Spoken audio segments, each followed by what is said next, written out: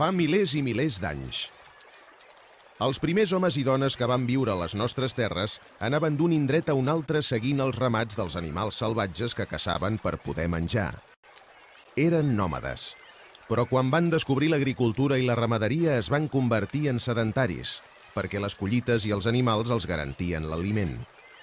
Vivien en cabanes agrupades en poblats, coneixien la ceràmica i formaven famílies que tenien camps i bestiar en propietat. Els comtes de Barcelona, a poc, anaven tenint més poder i més guerrers. Guifré el Pelós, un d'aquests senyors, és el protagonista d'una llegenda molt coneguda.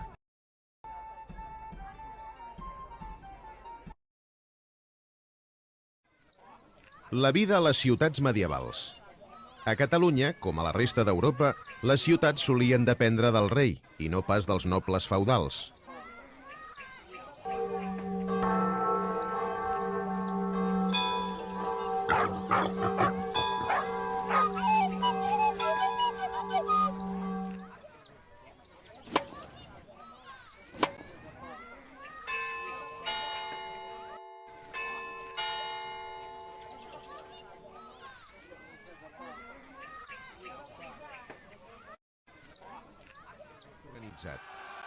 Els monarques de la Casa d'Àustria eren reis de tota Espanya i a Catalunya governava un virrei que intentava impedir les lluites dels nobles entre ells i els atacs dels bandolers contra els pagesos.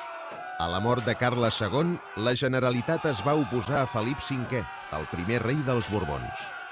Els partidaris que aquest rei tenia a Catalunya van ser anomenats botiflers, una paraula que actualment encara es fa servir per designar algú que treballa en contra dels interessos de Catalunya.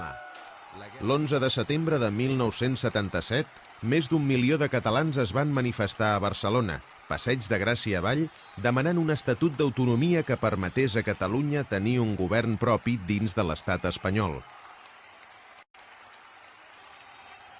Ciutadans de Catalunya, ja sóc aquí!